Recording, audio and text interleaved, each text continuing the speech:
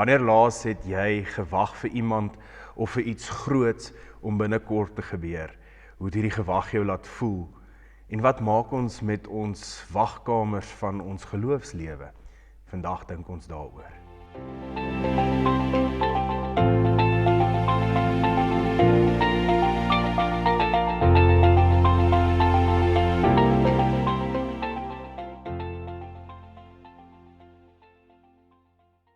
Vriende, goeiemôre en baie welkom by vanoggend se aanlyn geleentheid. Daar is min dinge wat 'n mens so angstig kan maak as wat dit om te wag vir iets om te gebeur. Ons wag gereeld in ons lewe, dis iets wat ons nie kan vermy nie, al is dit net wanneer 'n mens op pad is ergens heen en daar's padverleggings, dan moet jy jou beurt afwag. Ons wag gereeld in ons alledaagse lewe by 'n verkeerslig, ook op jou beurt om oor die kruising te kom. Soms is daar 'n verwagting van iets groots wat gaan gebeur en dan wag ons ook in spanning om hierdie ding te laat gebeur of dat die tyd moet aanbreek vir dit om te kom. Ons kry ook oomblikke wat 'n bietjie meer gelaai is wanneer ons wag. Dink maar net as jy in 'n hospitaal se wagkamer wag op nuus van 'n geliefde en daar's niks wat jy kan doen nie. Jy hoop en vertrou nou maar net, die dokters doen hulle werk. Al hierdie wagtye is oomblikke tussen twee punte, waar jy vandaan kom tot waarheen jy op pad is en dan sit jy hier in die tussenin vasgevang. In ons geloofslewe kry ons ook soms sulke wagtye. Tye wat ons in die wagkamer van geloof moet sit. Jy bid en jy wag vir genesing, jy wag vir antwoorde op jou gebede, vir uitkomste of insigte oor in watse rigting jy moet inslaan. Maar jy weet nie hoe of wanneer dit gaan kom nie en soms weet jy ook self nie eers of dit werklik gaan kom nie. In Handelinge 1 vers 15 vertel Lukas vir ons ook van hierdie tydperk wat die disippels in is na die hemelvaart van Jesus voor die uitstorting van die Heilige Gees, waar hulle ook in so 'n oomblik sit van wag, en ek wil dit graag vanoggend saam met jou lees. Ek lees van vers 15 af in Handelinge 1. In daardie tyd was daar 'n byeenkoms van so wat 120 gelowiges. Petrus het die leiding geneem en gesê: "Broers, die skrifwoord wat die Heilige Gees tevore by monde van Dawid oor Judas uitgespreek het, moes vervul word. Hy is as een van ons gereken en is ook gekies om 'n aandeel in ons werk te hê, maar hy het die gids geword van die wat vir Jesus gevange geneem het. Met die geld wat Judas vir sy misdaad gekry het, het hy 'n stuk grond gekoop. Daar het hy vooroor geval en oopgebars en al sy ingewande het uitgepeel. Dit het bekend geword onder al die inwoners van Jerusalem. Daarom word die plek in hulle taal Akeldama genoem, dit beteken bloedgrond. In die boek van die Psalms staan daar: laat sy woonplek leeg word, laat niemand daarin woon nie, en laat 'n ander sy amp oorneem. Daar moet dus nog 'n getuie van Jesus se opstanding by ons gevoeg word. Dit moet een van die manne wees wat saam met ons rondgegaan het die hele tyd toe die Here Jesus in die openbaar opgetree het, vandat hy deur Johannes gedoop is totdat hy van ons af in die hemel opgeneem is." Hulle stel toe twee voor, Josef, wat ook Barsabas of Justus genoem word, en Matthias. En die gelowiges het gebid: "Here, U wat die harte van almal ken, wys die een wat U uit hierdie twee verkies het, om as apostel te dien in die plek wat Judas leeggelaat het toe hy gegaan het na waar hy hoort." Hulle het geloot en die loting het vir Matthias aangewys. So is hy gekies as die 12de apostel. Volgende Sondag is Pinksterfees en dit beteken dat hierdie Sondag nou die laaste Sondag is van ons Paassiklus. Nou, Pinkster as 'n fees word altyd gehou 50 dae na Opstanding Sondag of 7 vol weke, en dit beteken ook dan 10 dae na die hemelvaart van Jesus Christus. Hoewel ons assosiasie met Pinksterfees die uitstorting van die Heilige Gees is dit nie iets wat altyd so was nie. 'n Pinksterfees se oorsprong lê in die uittogverhaal uit Egipte uit, hoe God die volk daar uit Egipte bevry het. Nadat hulle die Pasga, die laaste maaltyd geëet het daar in Egipte, het hulle die volgende dag uit die land uitgetrek in die woestyn in. En ongeveer 50 dae van die uittog uit, van die uittrek uit, het hulle by die berg Sinaï aangekom en daar het God vir Moses sy wet gegee op die 2 kliptafels. Die Israeliete het hierdie dag herdenk as die Pinksterfees wat letterlik beteken 50 dae, om hulle self aan die gebeure by Sinaï te herinner, 50 dae nadat hulle die Pasga gevier het. Later jare het dit ook die fees van die oeste geword, waar hulle in dankbaarheid fees gevier het vir die oes wat hulle kon inwing. En op hierdie feesdag word die Heilige Gees uitgestort en dit kry weer 'n nuwe betekenis. Net soos God Israel 50 dae na hulle verlossing uit Egipte uit die wet gegee, die verbondswoorde op die kliptafels, so gee hy ook na die opstanding, wat ons verlossing van slawerny is, 50 dae later, die Gees wat die wet op ons harte kom skryf. Pinkster is nie 'n afsnyding van die ou verbond nie, maar dit is meer 'n verdieping en 'n vervulling van dit. Maar tussen die hemelvaart en die uitstorting van die Heilige Gees is daar hierdie 10 dae. Nou 10 dae is nie vreeslik baie lank nie, maar as jy moet wag vir iets om te gebeur vir 10 dae lank, dan besef jy dat dit 'n baie lang tyd kan wees. Wat doen die disippels in hierdie tyd? Sit hulle maar nog net rond of gaan sluit hulle self weer toe in 'n vertrek? Dis in daardie ongemak van onsekerheid dat Petrus opstaan en iets begin doen. Hy weet die Gees is op pad. Hulle weet hier kom iets groots, maar hulle weet nie wanneer of hoe nie. So hulle sit met hierdie onsekerheid en as 'n gemeenskap saam beleef hulle ook 'n stuk rou en verlies. Hulle betreur die dood van hulle vriend Judas en moet dit ook op 'n manier verwerk. Daar's 'n leemte in hulle geleedere wat hulle moet vul. Wat hulle wel reg kry is om as 'n gemeenskap by mekaar te bly, om nie uit mekaar uit te spat en te dink nou dat Jesus weg is alles klaar nie. Hulle tree op, hulle kies om hierdie leemte te vul en dan sien mens hierdie luisterende gehoorsaamheid wat hulle in vertroue het en die geloof ontwikkel wat iets doen. In hierdie onsekere wagtyd word hierdie gemeenskap gevorm, dit brei uit. Dis deel van hulle voorbereiding en toerusting vir die pad wat nou vir hulle voorlê wanneer die Gees hulle gaan vul. Hulle groei in gehoorsaamheid. Hulle groei in die eenheid van hulle gemeenskap en hulle ontwikkel ook hierdie onderskeidingsvermoë wat hulle vorentoe gaan help. Hoewel die disippels kies om nie passief te wees in hulle tyd om te wag nie, besef hulle nog steeds hoe afhanklik hulle is van God. Hulle wil nie beheer neem oor hierdie situasie nie, maar eerder in afhanklikheid nader na God toe, om te hoor hoe hy hulle in hierdie proses wil lei. Wanneer hulle die plaasvervanger moet kies, sien ons hierdie ongelooflike voorbeeld van geestelike volwassenheid, waar hulle hierdie 2 uiterstes wil probeer vermy. Om passief te wees is die een uiterste, of om heeltemal oorbeheer te hê oor die situasie. Hulle doen hulle deel, hulle praat met mekaar en hulle dink oor die situasie, hulle bespreek dit, maar dan nader hulle in afhanklikheid na God toe en hulle sê, Here, U ken ons harte, maar ons wil graag hoor, wat is U wil vir dit? Wie moet ons kies? Nadat die lood val op Matthias, aanvaar hulle dit. Daar's nie sprake van beswaar of 'n gestry, of hulle vra nie vir hulle self die vraag, het ons die regte keuse gemaak nie. Dis eenvoudig, Matthias word deel van hulle gemeenskap en hulle aanvaar die uitkoms as deel van God se proses. So is hulle wag nie leeg nie. Dis 'n ruimte waarin hulle nader beweeg aan God en aan mekaar, en sonder dat hulle enige iets afdwing. Hulle beoefen geloof in die vorm van oop hande. Hulle aanvaar. Hulle weet God is besig om in hulle gemeenskap te werk. Dit is 'n aktiewe wag.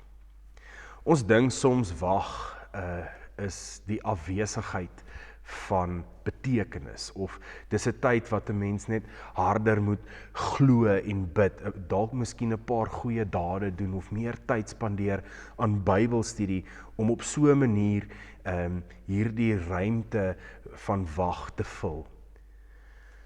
Maar ons hoor iets uit Bybelse verhale, dat hierdie ruimte van wag eintlik heilige ruimtes is.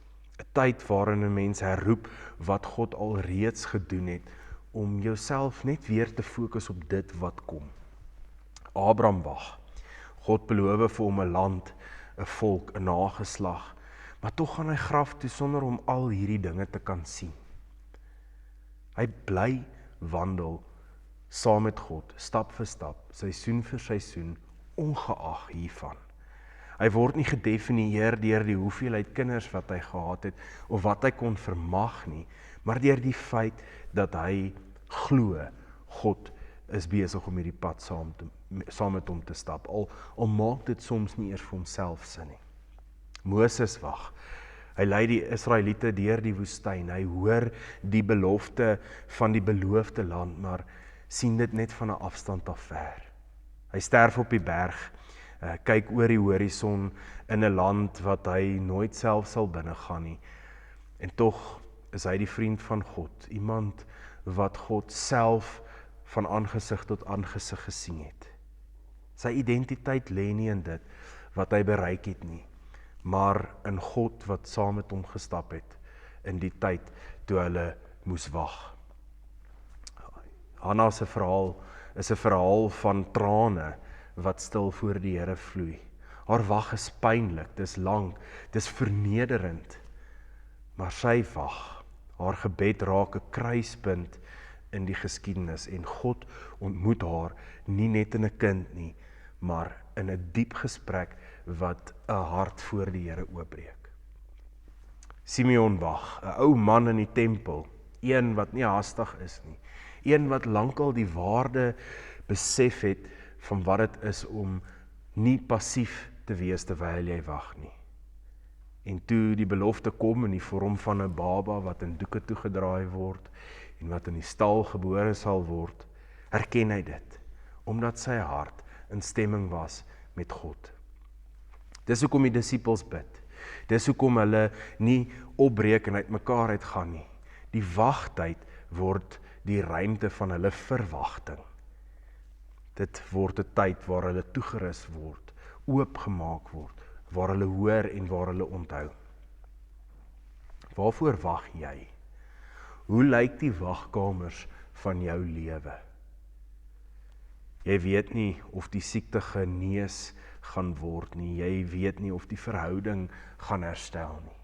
Jy weet nie of die deure waarvoor jy so hard bid gaan oopgaan nie.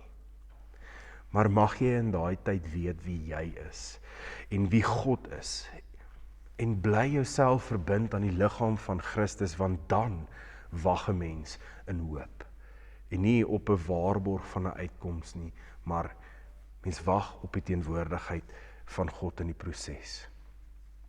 Waak daarteen om te dink dat jy net harder moet glo, net 'n beter gelowige moet wees, so bietjie meer getrou Bybel lees om hierdie uitkomste te beïnvloed. Waak daarteen om te dink God straf jou of toets jou geloof in hierdie tyd. Omdat God getrou is jy nie alleen gelaat in hierdie tyd nie. God werk nie net in die uitkomste nie. Hy werk ook in die tussenin gedeeltes. In die ongemak van onsekerheid vorm hy karakter. Nie omdat hy ons toets nie, maar omdat hy net saam met ons wil stap. 'n Pragtige beeld wat hierby sal aansluit, en iets wat ek nog altyd wat my gefascineer het, is die Japaneese kuns kintsugi. As jy al ooit 'n keramiek of 'n porselein blompot of 'n ding laat val het, en dit breek in 10.000 stukkies, dan het 'n mens die keuse of jy dit wil weggooi en of jy probeer om dit bymekaar te plak. En as jy dit plak, dan weet 'n mens ook daai pot of wat ook al dit is, gaan nooit weer dieselfde wees nie. Daar sal altyd ergens krakies wees wat 'n mens sien. Hierdie beker wat geval het per ongeluk geval. Niemand het dit bedoel nie. Niemand kon dit voorspel nie. Niemand doen dit doelbewus nie. Die Japaneese kies om uit hierdie skerwe uit 'n kunststuk te maak. Hulle gebruik goue hars en dan herstel hulle hierdie stukke. Dis meer as net 'n herstel, dit word mooier as wat dit voorheen was. Met die goudstukke by dit word dit meer waardevol as wat dit was. Dit is nie net soos om iets reg te maak sodat niemand kan sien dat dit gebreek is nie. Dit wys juis die littekens uit en beklemtoon dit, maar op so 'n manier dat die gebrokenheid deel word van die skoonheid van hierdie ding. God stuur nie altyd die breek nie, maar hy kan die gebreekte dele vat en met goue genade dit herstel. En soms is wie jy geword het in daai tyd van wag mooier en ryker as wat jy sou wees. Wanneer jy deur die moeilike tye gaan en wag op jou uitkoms, wag jy nie alleen nie, want daar's 'n gemeenskap wat saam met jou wag. Jy wag nie net op dit wat jy begeer die uitkoms moet wees nie, jy wag ook op God self. En dit is die veranderingsproses. Nie omdat jy misluk of omdat jy verkeerd is nie, maar omdat die Gees stil besig is om aan jou te vorm. Miskien kan ons vanoggend saam met jou wag vir jou uitkoms. Die wagtyd tussen Hemelvaart en Pinkster was nie 'n tyd van stilte nie, dit was 'n tyd van vorming gewees. Nie omdat die disippels eers iets moes leer as 'n voorwaarde voordat hulle die Gees kon ontvang of verdien nie, maar omdat die Gees reeds stil besig was om te werk, om hulle binnekant te vorm en gereed te maak. So werk God steeds ook met ons. Hy vorm nie net die wêreld rondom ons nie, maar hy begin binne in ons harte en hy vorm aan ons. God se tydsberekening is nie altyd duidelik nie, maar dit is altyd goed. Miskien is dit die uitnodiging van hierdie Sondag voor Pinkster, om jou geloof nie net te meet aan hoe vinnig iets gebeur, of wat die uitkoms daarvan is nie, maar hoe jy bly wag en intussen bly wandel. Mag jy in die wagkamers van jou lewe nie net stil sit nie, maar nader beweeg aan God en aan ander mense. Mag jy, soos die disippels, nie net passief wees nie, maar met oop hande sê, Here, U wat ons harte ken, wys vir ons U wil. En mag jy in jou eie onvoltooide storie ontdek, God werk nie net in die uitkomste nie, maar in die intussen tye ook, en dit is heilige grond. Amen. Kom ons bid saam. Here Jesus Christus, U nooi ons om te vra. U moedig ons aan om ons begeertes met dankbaarheid voor U te bring. En daarom bid ons met hoop, met verwagting, soms met trane vir uitkoms, vir genesing en vir 'n deurbraak. Maar ons bid ook met oorgawe, want ons weet U is nie net die God van antwoorde nie, maar die God wat in die tussenin gedeeltes in ons lewe ook werk. In die tyd van wag, in die tyd van stil onsekerhede. Dankie dat U ons gebede hoor, nie net wanneer hulle beantwoord word soos ons gehoop het nie, maar ook wanneer U iets dieper en mooier vorm in ons, soos goud in die krake van ons gebroke drome. Vorm in ons 'n geloof wat kan wag, 'n hoop wat kan dra en 'n liefde wat opbou. Bind ons saam as 'n gemeenskap met mekaar in geloof en wat saam die seisoene van wag en verwagting deurgaan. Mag ons as u liggaam vas staan in hoop, volhard in liefde en aanhou getuig van u grootheid. In u naam alleen bid ons dit. Amen. Mooi dag vir jou.